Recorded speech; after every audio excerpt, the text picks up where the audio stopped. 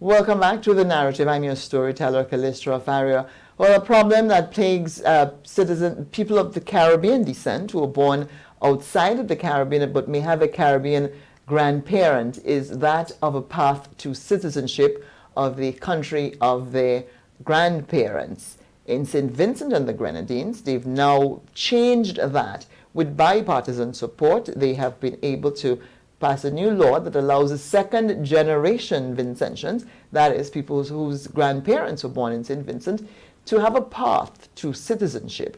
Joining me on the program now is attorney at law and social and political activist in St. Vincent and the Grenadines, Jomo Thomas.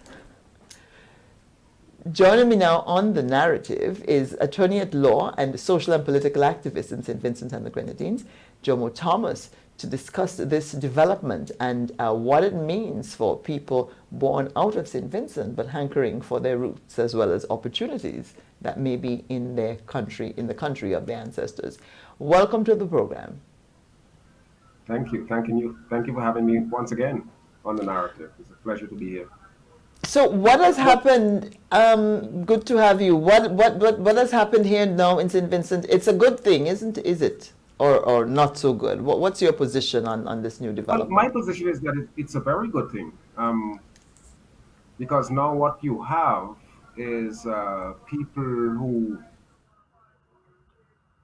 have a grandparent who was born. So this is second generation now derivative where you can get a naturalization and become a citizen of St. Vincent and the Grenadines.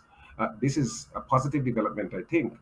Um, Interestingly enough, a lot of initially when the idea was floated, many people might have seen or looked behind it, particularly persons who are involved in partisan politics might think that there is some Machiavellian reason behind this. Here you have Vincent. There are a lot of Vincentians abroad. It is said that there are more Vincentians living outside of St. Vincent than persons who are living here. So basically, I was saying that constitutionally, the children of the children of a Vincentian, a person was born here in St. Vincent, even though they were born outside, they automatically have a right to citizenship in keeping with the Constitution. What this act does is to allow for the children of those children. So you are born of a Vincentian, let's say in New York or in Barbados or Grenada, and you become a citizen, and now your child can become a citizen of St. Vincent and the Grenadines. My big shade, however, with this, and it goes back a while because there was a time when I was the chairperson of the reparations committee here in St. Vincent and the Grenadines, and one of the tenets of the St. Vincent and the Grenadines reparations committee was the right of return. And those of us who understand the Caribbean history would know that in 1797, the British colonialists, the conquerors, had banished over 5,000 uh, Garifuna citizens from St. Vincent, and they went on to Rotan and Honduras and Guatemala, Belize, and many of them are now living in the United States. And the right of return in the reparations movement was that Garifuna persons who want to come back should have an opportunity to come back. The, the discussion in the select committee apparently went there, but that was rejected. So Garifunas who have that historical link to St. Vincent, having been banished, exiled in 1797, do not have an automatic right to come back. But as I said, second generation um, children of a Vincentian can come back and become a citizen and participate. The other weakness I think of this act, or maybe the act didn't think through far enough, in many of the constitutions across the Caribbean, persons who would have left their home territory and went looking for greener pastures in Canada, in the United States, or some other place. And once they adopt citizenship in those countries, the constitution prohibits them from coming back and participating in electoral politics or even becoming high officials. And I thought that this attempt to change the act would have also changed that. Because, as I said, so many Vincentians live abroad. Many of them have skills. I remember some time ago there was a report which said that over 75% of all credentialized Vincentians live abroad. So that is a huge pool of credentialized, certified talent that lives outside of St. Vincent. And I thought that the parliament would have attempted to correct what I think is a very egregious wrong, only because our diaspora contributes so greatly to our well-being. I mean, the remittances that come back to St. Vincent each year, running, I think the last thing I saw was over $100 million per year. So one would have thought that the parliament, the parliamentarians, in doing this act, would have corrected that what I perceive to be that flaw in our constitution, which disallows Vincentians who would have acquired citizenship in another country from being able to participate in governance and elections and so on and so forth. That was not to be. Hopefully, sometime in the future, it will be corrected. But is it fair to give them a seat at the table? Yes, and I noticed from you said they may have gone to seek greener pastures. But is it fair to give them a seat at the table in the decision-making process when they are no longer, on paper, citizens of the Vincentians? Well, they do. They do. They remain citizens. I mean, if you go abroad and you become an American citizen, you don't give up your Vincentian citizenship. But what the Constitution does, it says that you have sworn to a foreign, you have sworn allegiance to a foreign power, and consequently, you could not participate in elective politics of governance. And I'm saying that's wrong. People who go abroad, uh, we know it, Grenadians, Vincentians, Barbadians, Trinidad, and Jamaicans. You go abroad to and make a better life for yourself, but your heartstrings are really home. People spend a lot of time coming back home time and time again. I remember in the 21 years that I lived in the United States, I returned to St. Vincent 32 times. I contributed to our diaspora in a multiplicity of ways, and I was not the exemplar. There are many Vincentians who made even more outstanding contributions that I would have made. But the moment they become a citizen of a foreign um, country, then they are blocked. And I'm saying that is not right at all. So, And so, that should be changed. But that was not dealt with in this amendment to the Citizenship Act. that issue there of dual citizenship, because I know a few years ago that was a big conversation, 2002, 2003, in Grenada, when Yes, I recall. yes, when a group of politicians wanted to come home and run, and some people had to. There's still this question about whether or not people actually violated the provisions by running, even if they had not given up their citizenship. But um, Yeah. this act got bipartisan support. It means Yes, that it did. on both sides, this is unusual. You don't see that very much in Caribbean parliaments, where both sides agree on something and support it together to make it happen. Um, the opposition didn't use it to score points, and they passed it with bipartisan support. Does that make you feel hopeful? Well, the truth of the matter is that there's a lot of bipartisan support for legislative actions in St. Vincent and the Grenadines. I remember when I sat as the Speaker of the House of Assembly, uh, most of the uh, acts, most of the bills that came to the Parliament passed with bipartisan support. Where we had a conflict was with things like the budget.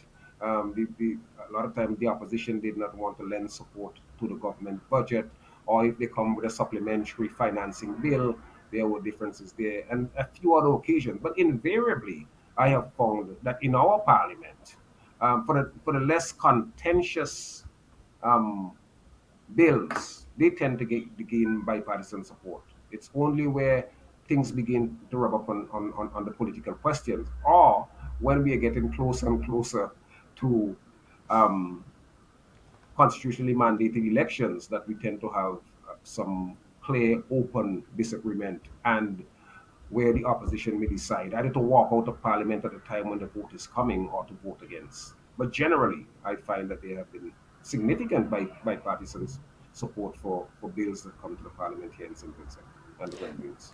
Does the act does set out the process for on this path to citizenship? Can you run us through the process if you have it in Sure. mind? Uh-huh.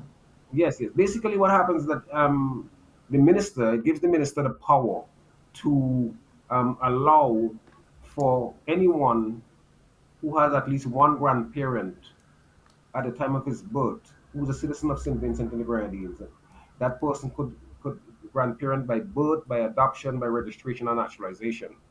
That person, once that person has that one grandparent in St. Vincent, they can make the application. They make the application to the minister, like in this case the Minister of National Security, and that process works its way through. I presume that the officials, the public servants in the ministry would do their due diligence and then make a decision as to whether the person becomes a citizen. Once the person can establish their bona fides, that they have the requisite contact through a citizen, then that person would be allowed to be registered as a citizen. The other good thing I think about this act is that historically, where someone becomes a citizen, let's say a first generation becomes a citizen, they normally would walk into the immigration office, show a birth certificate that shows Jomo Thomas is my dad, and they can get a passport. Now, we have gone beyond the passport, so you get a naturalization document in the same way in which you would get one if you were in the United States of America. So you no longer only have the passport as evidence of citizenship; you have a naturalization document which indicate that you're a citizen of Saint Vincent and the Grenadines. But in the process, it's also a bit more complicated for those people whose birth certificates do not list who their father. But that's the point, and that's where the due diligence comes in. I think you would have to establish that through affidavits, sworn affidavits, and so on, where you can have somebody who would know. Well, the father would make the representation, and then other persons who know of you and the relationship would vouch that yes, Jomo Thomas is the dad, Callistra Faria is the mom, and is the well, not the dad, the grandparents, and then show the connection down the line. Once the due diligence is established, then I think the person is on their way to become citizen. But and the due diligence process is different from the CBI process in terms of with CBI people you do character criminal checks and so on for the CBI. Do you have any criminal Well, investigation I think I probe think aspect of that one? the due diligence process would be across the board. Somebody may be rejected for citizenship if you find out that the person has a checkered record in terms of honesty, in terms of criminality, and so on and so forth. You may not want to give that person derivative citizenship simply by virtue of the fact that the person's grandparent or parent is a citizen of St. Vincent and the Grenadines. So um, clearly, in immigration rights and in immigration law, the state has almost carte blanche in determining who gets or do not get citizen, and that is there's little review of it. So I think that once the due diligence is done and you establish your bona fides, you will be accorded citizenship. But the state and the state authorities have the right, the power to deny. What made this matter an important matter that was able to get bipartisan support? What is St. Vincent hoping to get out of this? Is it Well, knowledge transfer, investments, more tourists coming? Why? that's where the whole Machiavellian idea loom large, because people say that Prime Minister Gonzalez does not do things without thinking what kind of political benefit he can get out of it. On its face, one may think, well, because I'm sure you have it in Grenada, and we have it across the region, where when elections come, political parties would pay for their supporters to come in to cast votes. So if you have a larger net of citizens abroad, the politically suspicious may say that yes, you can bring in more people, but that goes for both sides. Um, the government can bring in people, the opposition can bring in people. We know that both sides bring in people to vote when elections are called. But some people have pointed to that. Prime Minister Gonzalez have pointed to the fact that, look, St. Vincent has a very small population, we could do with a larger population, and cited that as a reason as to why we should extend our citizenship to the second generation persons in the diaspora. But then it begs the question, if that's what we want, why haven't we reached out, stretched forth our hands in the biblical proverbial sense, in the way in which Proverbs says that Africa shall stretch forth her hand? Why don't St. Vincent stretch forth its hand to a huge pool? It is said there are about 500,000 Garafunas living in Nicaragua, Honduras, Belize, and in the United States. Why not extend? Because you remember in 2015, then opposition leader Adam Eustace suggested that he would offer honorary citizenship to all Garafunas. So why not try do the same due diligence, establish that this person is bona fide Garifuna, Garinagu, and accord them citizenship if they so desire. So one can wonder, I mean, it's a kind of piecemeal kind of approach, and I'm not so sure it has been properly thought out. But I think generally, um, a lot of people would support the decision, and I believe that's why it gained bipartisan support. But do you think it actually has the potential to increase the population of St. Vincent over time, uh, in a long-term way? Because people coming home for a holiday or coming home for a few months is one thing. What we need in these islands is much larger populations to stimulate and stir economic activity. That's part of our problems. We just don't have enough people in our various territories to have the money go around.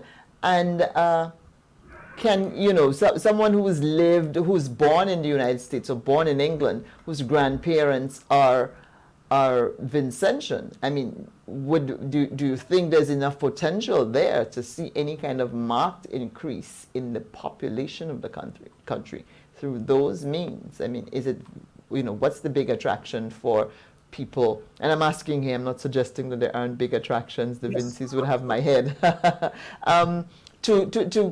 we can say that's a possible benefit, population increase. I am not sure. I think that that's the propagandistic allow of the whole question, in arguing it in Parliament. I don't think that there's a great prospect that we are going to add to our population by the extension of this citizenship rights to second generation Vincentians. I don't think so at all. You see, we don't have the kind of connection that, let's say, an Israel has, where for all kind of biblical and other kind of reasons, political reasons, strong political reasons as well, that where the Israeli government has said that any Jew, any place in the world is accorded citizenship.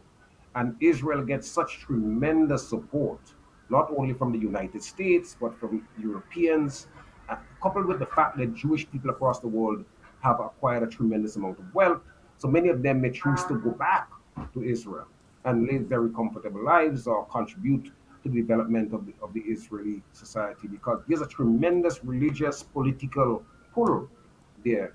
I don't see that in St. Vincent. I don't see it in Grenada, Jamaica, or any other country. But I think it's the proper thing to do to let our people know that they can come home, and they can come home and be accorded the kind of rights based on the fact that they have generational connection to the countries. But in terms of people coming home in mass, I don't see that at all.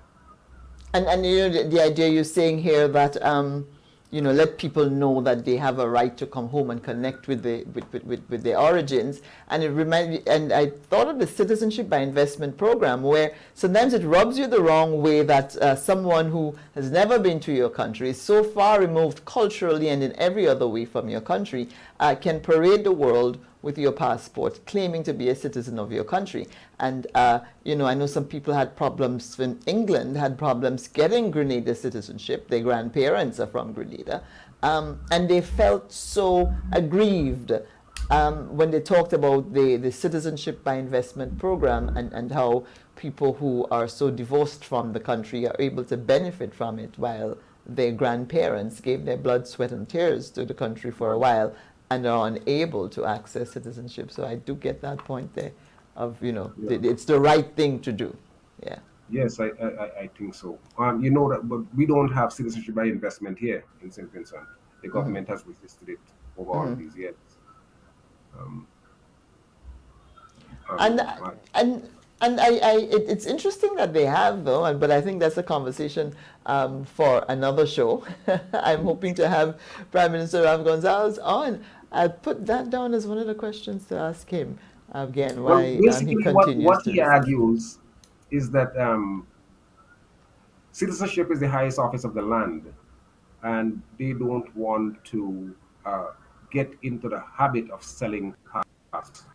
Not a very persuasive argument, um, because they claim, the government, and there was a time when this argument was attractive to me, but the more I delve into it and think about it, it's really built on sand, because over the years, in the last 40 years, we have had a number of swindlers who came in, who acquired citizenship. We had the Nanos, we had David Ames, who came in and ripped off the country, ripped off citizens of the UK, and is now spending 12 years in a British prison. He's the one who built the Bokama Resort Hotel down at Buckerman Bay. We had Weiss, who another American swindler. So even where the government talks about trying to avoid a situation where crooks and criminals and swindlers can come in, they have not been able to do that, which tells me that they have not been doing their due diligence.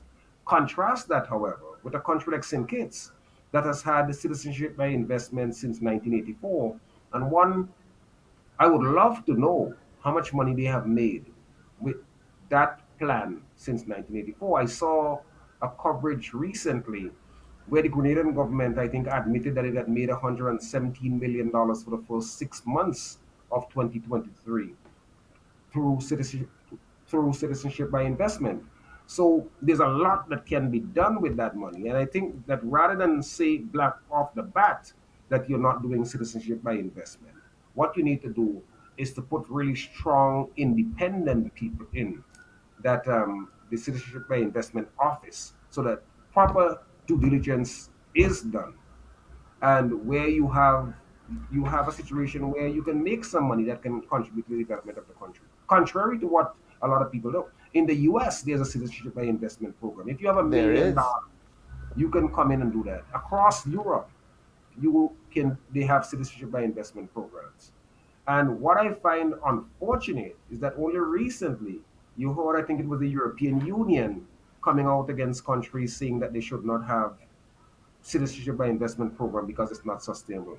To me, that's an attempt by these big powers, these big governments, these powerful governments, to choke off any kind of avenue which these smaller countries, which these less resourced countries can can generate monies to assert their independence. This is the narrative. I was on there with Jomo Thomas, attorney at law, social and political activist in St. Vincent and the Grenadines, discussing the act which was passed with bipartisan support in the St. Vincent and the Grenadines Parliament recently, providing a path to citizenship for second generation Vincentians. That is, people who are born whose grandparents were born in St. Vincent. Currently, the Constitution allows for anyone born anywhere in the world of St. Vincent parents to be citizens of the country, but does not provide for the second generation, which would be the children of those children. And so with bipartisan support, that has now changed and there's a path to citizenship for them. This is the narrative. More when we come back.